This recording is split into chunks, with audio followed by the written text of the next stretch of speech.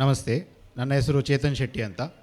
ನಾವು ಪೆರ್ವಾಜೆ ಗ್ರಾಮ, ಸುಳ್ಯ ತಾಲೂಕು. ಇಲ್ಲಿ ಮಂಜಣ್ಣ ಶೆಟ್ಟಿ ಫ್ಯಾಮಿಲಿ ಫಾರ್ಮ್ಸ್ ಅಂತ ಹಣ್ಣಿನ ತೋಟ ಹಾಗೂ ಬೇರೆ ಇಲ್ಲಿಯ ಲೋಕಲ್ ವೆರೈಟೀಸ್ ಎಲ್ಲ ಆಗುವಂಥ ಕೃಷಿಯನ್ನು ಮಾಡ್ತಾಯಿದ್ದೇವೆ. ಮೂಲತಃ ಇಲ್ಲಿ ಮೇಯ್ನಾಗಿ ನಾವು ಹಣ್ಣಿನ ಕೃಷಿಯಲ್ಲಿ ರಂಬುಟಾನ್ ಮತ್ತು ಮ್ಯಾಂಗೋಸ್ಟೀನ್ ಬೆಳೆಯನ್ನು ಬೆಳೆಸ್ತಾ ಇದ್ದೇವೆ. ರಂಬುಟಾನ್ ಮ್ಯಾಂಗೋಸ್ಟೀನ್ ಜೊತೆಗೆ ಸ್ವಲ್ಪ ಕಲೆಕ್ಷನಿಗೆ ಅಂತ ಅವಕಾಡೋ ಮತ್ತು ಸ್ವಲ್ಪ ಹಣ್ಣು ಅಂದರೆ ಪಪಾಯ, ಲಕ್ಷ್ಮಣ ಫಲ, ಸೊ ಹೀಗೆ ಸ್ವಲ್ಪ ಸ್ವಲ್ಪ ಕಲೆಕ್ಷನಿಗೆ ಅಂತ ಬೇರೆ ಗಿಡಗಳೆಲ್ಲ ಉಂಟು. ಮೇಯ್ನಾಗಿ ನಾವು ಮಾರ್ಕೆಟಿಂಗಿಗೋಸ್ಕರ ಅಂತಲೇ ಈ ರಂಬುಟಾನ್ ಮತ್ತು ಮ್ಯಾಂಗೋಸ್ಟೀನ್ ಬೆಳೆಸ್ತಾ ಇರೋದು. 2017 ಕೃಷಿ ಶುರು ಮಾಡಿ 2020 ಕ್ರಾಪ್ ತೆಗಿಲಿಕ್ಕೆ ಶುರು ಮಾಡಿ ಈಗ ಸಾಧಾರಣ ಇಂಡಿಯಾದಲ್ಲಿ ಎಲ್ಲಿಗೆ ಇಲ್ಲಿಂದ ಕಳಿಸ್ಲಿಕ್ಕಾಗ್ತದೆ ಎಲ್ಲ ಕಡೆ ಕಳಿಸ್ತೇವೆ.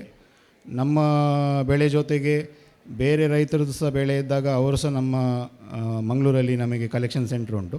ಸೊ ಅಲ್ಲಿಗೆ ಎಲ್ಲರೂ ತಲುಪಿಸ್ತಾರೆ. ಸೊ ಅಲ್ಲಿಂದ ನಾವು ಫ್ರೂಟ್ಸ್ನೆಲ್ಲ ಪ್ಯಾಕ್ ಮಾಡಿ ಎಲ್ಲ ಕಡೆಗೆ ಕಳಿಸ್ತೇವೆ. ಈಗ ಒಂದು 2-3 ವರ್ಷದಿಂದ ಹಲಸಿಗೆ ಸಹ ಸ್ವಲ್ಪ ಇಂಪಾರ್ಟೆನ್ಸ್ ಕೊಡ್ತಾ ಇದ್ದೇವೆ. ಕೆಲವೊಂದು ತೋಟದಲ್ಲಿ ನಮ್ಮ ನೆಟ್ವರ್ಕ್ ಇರುವಲ್ಲಿ ಒಳ್ಳೆ ವೆರೈಟಿಯ ಹಲಸುಗಳೆಲ್ಲ ಇದ್ದು, ಸೊ ಅದನ್ನು ಸಹ ನಾವು ಮಂಗಳೂರಲ್ಲಿ ಈಗ ನಾವೇ ಖುದ್ದು ಅದನ್ನು ಪ್ಯಾಕ್ ಮಾಡಿ ಎಲ್ಲ ಲೋಕಲ್ ಡೆಲಿವರೀಸ್, ಹೋಮ್ ಡೆಲಿವರೀಸ್ ಮಾಡ್ತೇವೆ. ಮತ್ತು ಜೊತೆಗೆ ಕೆಲವೊಂದು ಅಂಗಡಿಗಳಿಗೆಲ್ಲ ಸಪ್ಲೈ ಮಾಡ್ತೇವೆ. ನಮ್ಮ ನೆಟ್ವರ್ಕಲ್ಲಿ ಇರುವಂಥ ಕೃಷಿಕರಿಗೆ ಅವರು ಸ್ವತಃ ಅವರೇ ಹಲಸನ್ನೆಲ್ಲ ಪ್ಯಾಕ್ ಮಾಡಿ ಅವರು ಸಹ ಸಪ್ಲೈ ಮಾಡ್ತಾರೆ. ಸೊ ಹಾಗೆ ಇದ್ದಾಗೆಲ್ಲ ಅವರಿಗೆ ಸ್ವಲ್ಪ ರೆಫರೆನ್ಸ್ ಎಲ್ಲ ಕೊಟ್ಟು ಎಲ್ಲಿಗೆ ಹೇಗೆ ಮಾಡ್ಬೋದು ಅಂತೆಲ್ಲ ಸ್ವಲ್ಪ ನಮ್ಮ ಕಡೆಯಿಂದ ಹೆಲ್ಪ್ ಮಾಡ್ತಾ ಇದ್ದೇವೆ.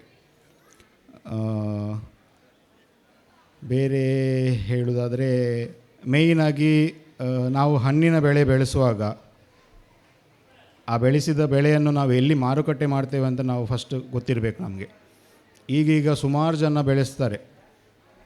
ನಿಮಗೆಲ್ಲ ಗೊತ್ತಿರ್ಬೋದು, ಡ್ರ್ಯಾಗನ್ ಫ್ರೂಟು ಹೈಯೆಸ್ಟ್ ಬೆಳೆಸ್ತಾರೆ, ಎಲ್ಲರೂ ಬೆಳೆಸ್ತಾರೆ. ಬೆಳೆಸ್ಲಿಕ್ಕೆ ಆಗೋರೆಲ್ಲ ಡ್ರ್ಯಾಗನ್ ಫ್ರೂಟ್ ಹಾಕಿದ್ದಾರೆ, ಖರ್ಚು ಮಾಡಲಿಕ್ಕೆ ಆಗೋರೆಲ್ಲ ಖರ್ಚು ಮಾಡಿ ಡ್ರ್ಯಾಗನ್ ಫ್ರೂಟ್ ಹಾಕಿದ್ದಾರೆ. ಡ್ರ್ಯಾಗನ್ ಫ್ರೂಟ್ ಗಿಡ ಹಾಕಿದರು, ಡ್ರ್ಯಾಗನ್ ಫ್ರೂಟ್ ಆಯಿತು, ಡ್ರ್ಯಾಗನ್ ಫ್ರೂಟನ್ನು ಹಾರ್ವೆಸ್ಟ್ ಮಾಡಿದ ಮೇಲೆ ಎಲ್ಲಿ ಸೇಲ್ ಮಾಡೋದು ಅಂತ ಯಾರಿಗೂ ಗೊತ್ತಿಲ್ಲ. ತೆಗೊಳ್ಳೋರು ಸಹ ಯಾರೂ ಸಹ ಇದ್ದಾರೆ, ಆದರೆ ನಮಗೆ ಅವರ ಬಗ್ಗೆ ಅಷ್ಟೊಂದು ಐಡಿಯಾ ಇರೋದಿಲ್ಲ. ಸೊ ಯಾವಾಗಲೂ ನಾವು ಯಾವುದಾದ್ರೂ ಒಂದು ಬೆಳೆ ಬೆಳೆಸಿದಾಗ ಅದನ್ನು ಎಲ್ಲಿ ನಮಗೆ ನಮ್ಮ ಬೆಳೆಯಲ್ಲಿ ನಮಗೆ ಎಷ್ಟು ಈಲ್ಡ್ ಸಿಗ್ತದೆ ಅಷ್ಟು ಈಲ್ಡನ್ನು ನಮಗೆ ಎಲ್ಲಿ ಕೊಡಲಿಕ್ಕಾಗ್ತದೆ ಅದನ್ನು ನಾವು ಕರೆಕ್ಟಾಗಿ ನಮಗೆ ಗೊತ್ತಿರಬೇಕು. ಹಾಗೆ ಗೊತ್ತಿತ್ತು ಅಂದರೆ ಅದನ್ನು ಮಾರುಕಟ್ಟೆ ಮಾಡೋದು ಸ್ವಲ್ಪ ಸುಲಭ. ಇಲ್ಲಾಂದರೆ ಲಾಸ್ಟ್ ಮಿನಿಟಲ್ಲಿ ಏನಾಗ್ತದೆ, ಇದ್ದ ರೇಟಿಗೆ ಕೊಟ್ಟು ಬಿಡುವ ಅಂತ ಹಾಗೆ ಸ್ವಲ್ಪ ಕೊಟ್ಟಾಗ ನಮಗೂ ಮನಸ್ಸಿಗೆ ಬೇಜಾರಾಗ್ತದೆ. ಮತ್ತು ಈ ಕೃಷಿಯೇ ಬೇಡ, ನಾವು ಅಡಿಕೆಗೆ ಹೋಗುವ, ರಬ್ಬರಿಗೆ ಹೋಗುವ, ಮೆಣಸಿಗೆ ಹೋಗುವ ಅಂತ ಹಾಗೆ ಮನಸ್ಸು ಸ್ವಲ್ಪ ಬೇರೆ ಕಡೆ ಡೈವರ್ಟ್ ಆಗ್ತದೆ.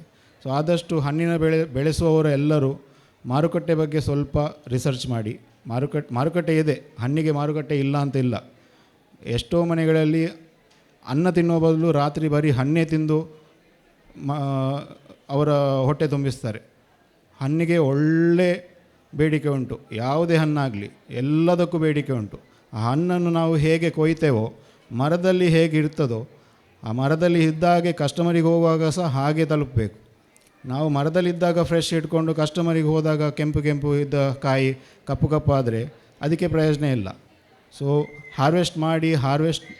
ಹಾರ್ವೆಸ್ಟ್ ಮಾಡಿದ ಹಣ್ಣನ್ನು ನಾವು ಹೇಗೆ ಟ್ರಾನ್ಸ್ಪೋರ್ಟ್ ಮಾಡಿ ತಲುಪಿಸ್ಲಿಕ್ಕಾಗ್ತದೆ ಅದರ ಬಗ್ಗೆ ಸಹ ಕೃಷಿಕರಾಗಿ ನಾವು ಅದರ ಬಗ್ಗೆ ಯೋಚನೆ ಮಾಡಬೇಕು.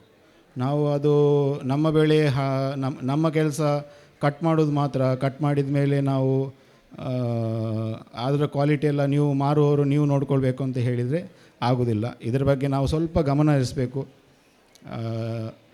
ಹಣ್ಣಿನ ಬೆಳೆಗಳಿಗೆ ಪ್ರೋತ್ಸಾಹ ನೀಡಲಿಕ್ಕೆ ತೋಟಗಾರಿಕೆ ಇಲಾಖೆಯಿಂದ ಸಹ ಎಲ್ಲರೂ ಹೆಲ್ಪ್ ಮಾಡ್ತಾರೆ. ಒಳ್ಳೆ ಇಲ್ಲಿ ನಮಗೆ ಲೋಕಲಿ ಯಾರೂ ಇಲ್ಲದಿದ್ರೂ ಕರ್ನಾಟಕದಲ್ಲಿ ಒಳ್ಳೆ ಸೈಂಟಿಸ್ಟ್ಗಳಿದ್ದಾರೆ, ಅವರೆಲ್ಲ ಆದಷ್ಟು ಅವರ ಕಡೆಯಿಂದ ಹೆಲ್ಪ್ ಮಾಡ್ತಾರೆ. ಸುಮಾರು ಜನ ಇಲ್ಲೇ ಬೆಳೆಸೋರಿದ್ದಾರೆ, ಎಲ್ಲರ ಹತ್ರ ನಾವು ವಿಚಾರ ಮಾಡಿದರೆ ಅವರು ಸಹ ಹೆಲ್ಪ್ ಮಾಡ್ತಾರೆ. ಅವರಿಗೆ ಗೊತ್ತಿದ್ದದನ್ನೆಲ್ಲ ಎಲ್ಲ ತಿಳಿಸ್ತಾರೆ. ಎಲ್ಲರೊಟ್ಟಿಗೆ ಒಂದು ನೆಟ್ವರ್ಕ್ ಕರೆಕ್ಟಾಗಿ ಜೊತೆಗೆ ಇದ್ದರೆ ನಮಗೆ ಸಹ ನಮ್ಮ ಕೃಷಿಯಲ್ಲಿ ಸ್ವಲ್ಪ ಪ್ರೋತ್ಸಾಹ ಜಾಸ್ತಿ ಸಿಗ್ತದೆ. ನಾವು ಸಹ ಸ್ವಲ್ಪ ಮುಂದೆ ಹೋಗಲಿಕ್ಕೆ ಸ್ವಲ್ಪ ಸುಲಭ ಆಗ್ತದೆ.